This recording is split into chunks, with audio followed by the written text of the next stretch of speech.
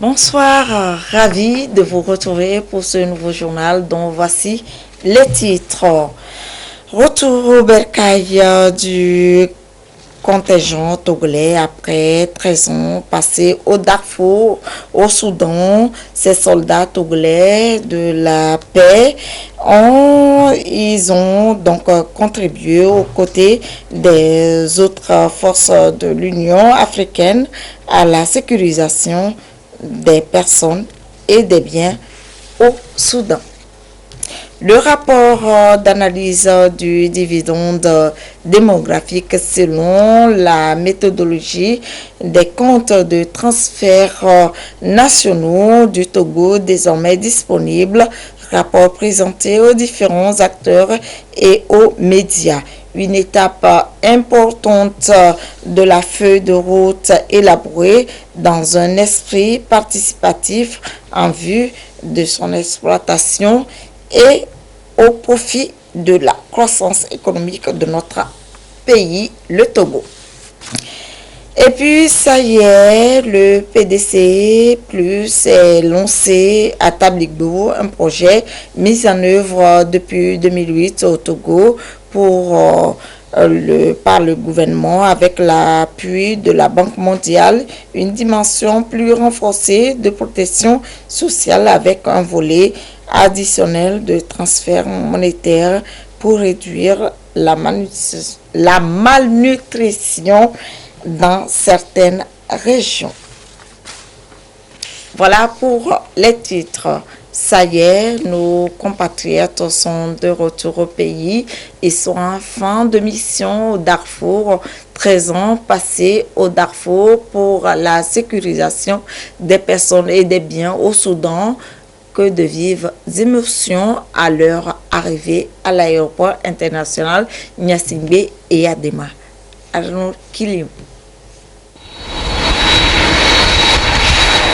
Le 6e contingent togolais de police en fin de mission au Darfour a été accueilli cet après-midi à l'aéroport international Gnassingbé Adema de Lomé par le commissaire divisionnaire Pissan Yuma.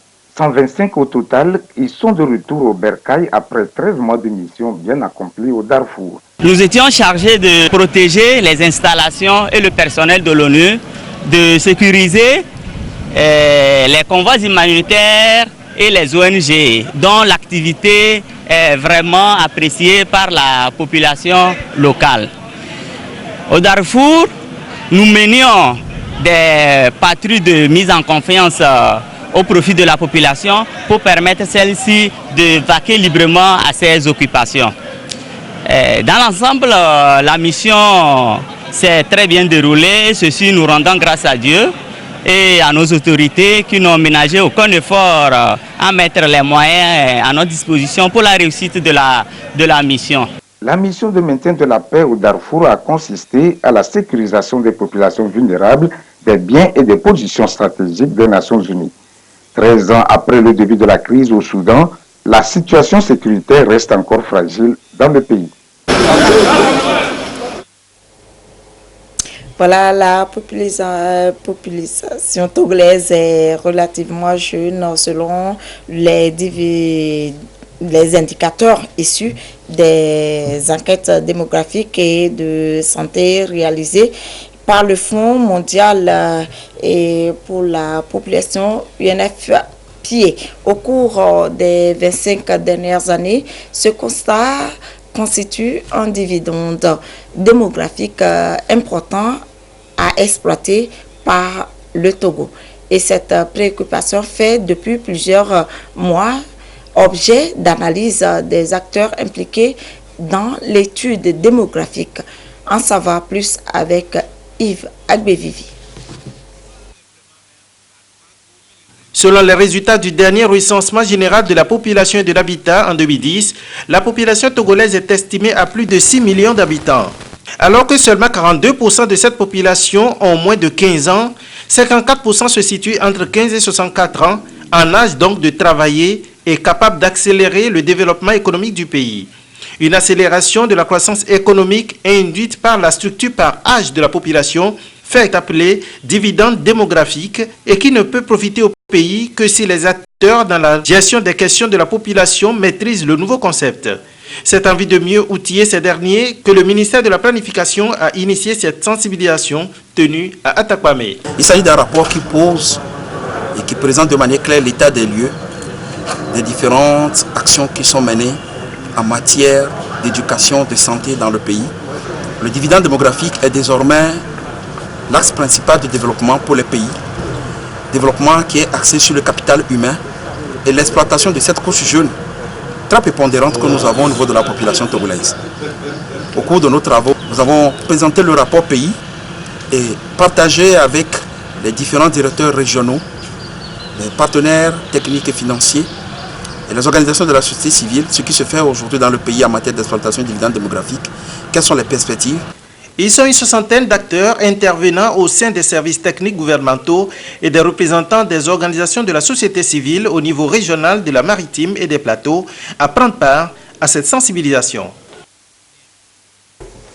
Voilà, et le PDC, nouvelle phase du projet de développement communautaire, est mise en œuvre depuis 2008 par le gouvernement togolais avec l'appui de la Banque mondiale. Aujourd'hui, c'est la commune de Tabligbo qui en est bénéficiaire. Une dimension plus renforcée pour la protection sociale avec un volet additionnel de transfert monétaire pour réduire la pauvreté dans certaines localités. Sonia Menyikbo pour plus de précision. Le développement de tout pays passe par une décentralisation harmonieuse qui inclut un transfert des compétences aux collectivités locales. À cet effet, le Togo a adopté l'élaboration de son plan national de développement quinquennal 2018-2022. Un outil de développement local et communal qui devra servir de référence à toutes les actions et initiatives visant à la satisfaction des besoins des populations à la base. Celui de la commune de Tabligbo vient d'être lancé. Ça nous fait avoir une vision, c'est-à-dire que dans 5 ans, comment devrait devenir Tabligbo en infrastructure sanitaire, en infrastructure économique. Un plan de développement est un moment pour les populations de discuter avec les autorités locales pour que les décisions soient prises en leur faveur pour ce qui concerne le développement de la commune. Cette initiative est portée par l'Union des communes du Togo, UCT. Elle s'inscrit dans le contexte de la mise en œuvre des recommandations assorties du projet d'amélioration de la gouvernance locale pour l'exercice de la maîtrise de l'ouvrage communal Paglemok. Voilà, la MUJET a tenu ses promesses réalisées. Un des rêves des enseignants, celui de leur construire un logement décent, et voilà qui est fait à Néo dans la préfecture des Lacs. Chaque enseignant a désormais un logement pour soi et ou dormir avec sa famille sur 200 mètres carrés. N'est-ce pas une bonne nouvelle? Et ce n'est pas le début. Tous les enseignants auront gain de cause dans les prochains jours. Et quoi ça là? En 2015, la FAO a réalisé une étude qui indique que le soja est une filière porteuse au Togo et qu'il faut des mesures appropriées pour la booster. À la suite de cette étude, il a été initié le projet de renforcement des capacités productives et commerciales de la filière soja, projet placé sous le pilotage du secrétariat de mise en œuvre du cadre intégré renforcé qu'abrite le ministère du Commerce et de la promotion du secteur privé. Pour l'exécution de ce projet, la CPC, Centrale des producteurs de céréales, a été retenue. Elle s'occupe notamment de l'interprofessionnalisation de la filière. Dans cette optique, a été tenue une rencontre nationale en 2016 à Lomé pour mettre en place un cadre de concertation. C'est dans le prolongement de cette concertation que d'autres phases de discussion ont lieu dans les régions. Nous, notre travail, nous sommes prestataires. C'est de pouvoir conduire ces 3 maillons-là. Premièrement, nous allons travailler avec les producteurs sur tous les territoires, les mettre en un collège bien déterminé, travailler ensuite avec les commerçants ou les exportateurs les mettre en maillon organisé et les transformateurs aussi les mettre en collège. Et on va fédérer les 3 collèges-là en interprofession. Le soja aussi vient d'intégrer les produits de rente qui vont rapporter assez de bénéfices. Les producteurs vont gagner leur part, les transformateurs et les exportateurs, même voire les transporteurs et la manutention. Producteurs, commerçants et transformateurs à travers ces différentes réunions seront amenés à appréhender l'intérêt de l'interprofessionnalisation de la filière soja. Ils devront mettre ensuite en place un noyau devant travailler pour la reconnaissance formelle de cette interprofession. Et où en est-on avec le projet de sensibilisation des pêcheurs dans la préfecture de Kpenjal? Eh bien, les acteurs concernés sont satisfaits avec le résultat obtenu après expérience dans leurs eaux. Du matériel leur ont été offerts pour la même occasion pour fructifier leur productivité. L'étape des savanes avec Désiré à l'œil. La filière pêche au Togo est porteuse et le gouvernement s'attelle à la promouvoir à travers la bonne pratique de pêche. Les retenues d'eau empoisonnée méritent donc une attention particulière. À Mandouri et à Panchéry dans le Kpenjal, les agents du ministère de l'Agriculture, de l'Élevage et de l'Hydraulique échangent avec les populations et surtout les pêcheurs sur les bonnes pratiques de pêche afin qu'ils prennent conscience de la nécessité d'une exploitation durable des ressources halieutiques. Même préoccupation à l'intention des pêcheurs sur le barrage Koufab à Dapaon et sur le fleuve Oti à Mango. Au cours de ces sensibilisations, il a été essentiellement question de porter à la connaissance des pêcheurs les bonnes pratiques de pêche, notamment les comportements qu'ils doivent éviter, à savoir l'utilisation des pesticides dans les eaux, l'utilisation des filets à mailles prohibées. Ils doivent aussi se tenir propres autour des points de débarquement. C'est l'occasion pour nous de féliciter très sincèrement le gouvernement pour les nombreux appuis dans le secteur agricole et notamment dans le domaine de l'aquaculture. Les sensibilisations vont être appliquées pour que la productivité soit améliorée. À chaque étape, les pêcheurs sont appuyés par un matériel composé de filets réglementaires et de bobines. Remis les filets réglementaires, en plus les bobines. Donc nous, les pêcheurs, nous remercions beaucoup le chef de l'État et son gouvernement. Nous sommes prêts à arrêter tous les petites mailles qu'on pêchait, tous les désordres que nous faisons. Donc on a accepté, donc on a laissé tout. Donc on va respecter tout ce qu'on nous a dit. En respectant ce qu'on vient de nous dire ou bien on vient de nous conseiller, on aura beaucoup de poissons dans nos fleuves. Et à tout temps, à tous les mois, on peut pêcher et attraper des gros poissons.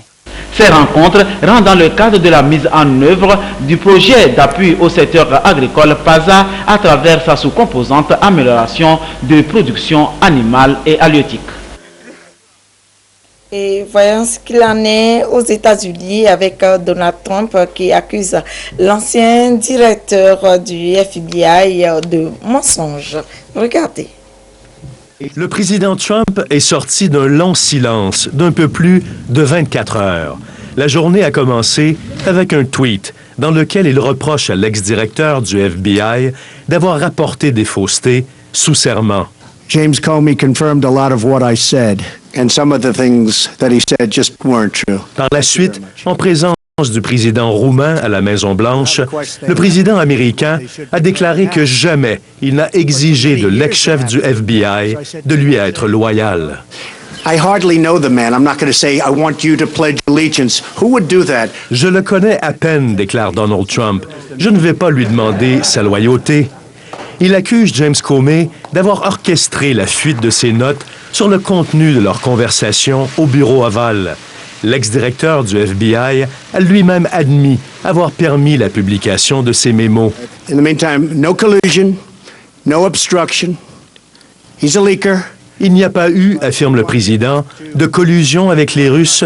Il n'y a pas eu d'entrave à une enquête et Comey a remis de l'information à la presse. Donald Trump se dit prêt à répéter ses paroles sous serment. So he said those things under oath. Would you be willing to speak under oath to give your version of 100%. Les journalistes ont aussi tenté de savoir si la Maison-Blanche possédait des enregistrements des conversations entre Trump et Comey. Vous serez mis au courant, dit-il, rapidement, et vous allez être déçus. Are there tapes, sir? Oh, you're going to be very disappointed when you hear the end, so don't worry. Le comité de la Chambre vient de demander que ces enregistrements, s'ils existent, lui soient remis avant le 23 juin. La guerre se poursuit donc entre le président Trump et l'ex-directeur Comey. Un combat qui risque de durer des mois, voire des années.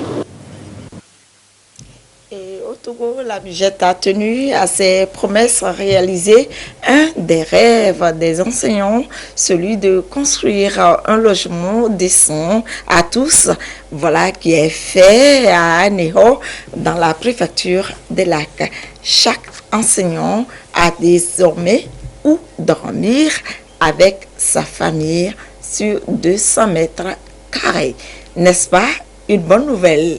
Et ce n'est pas que le début. Tous les enseignants auront gain de cause dans les prochains jours. Écoutez ça. Des logements sociaux construits à l'initiative de la Mutuelle Générale des enseignants du Togo, MUGET. 10 au total, chacune de ces villas est bâtie sur une superficie de 200 mètres carrés. Un ensemble de 3 chambres-salons, des sanitaires, une cuisine, une terrasse, un garage et une cour. C'est le résultat de la phase pilote du projet Un logement, un enseignant, démarré à Aného en 2007. Et pour les bénéficiaires, c'est tout simplement un rêve qui se réalise. Aujourd'hui, nous rentrons en possession de ces villas que nous avons attendues depuis quelques années déjà. Il y a eu des difficultés, mais l'essentiel, c'est que nous sommes en possession de nos villas. Nous avons cru en ce projet, initié par la MUGET, et aujourd'hui, nous en sommes fiers.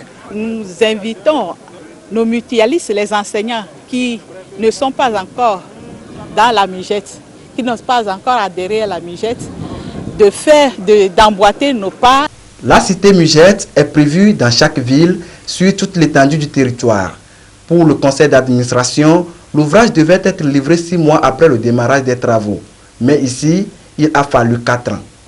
Aujourd'hui, le résultat est là. Même si nous avons mis du temps à réaliser ces joyaux, il n'en demeure pas moins que nous avons réussi à travers le temps. Nous avons défié le temps, nous avons défié également les ressources humaines comme les ressources financières et mobilisé autant faire que se peut tout ce que nous pouvions faire pour le réaliser. Nous sommes sincèrement fiers d'avoir réalisé cet objectif.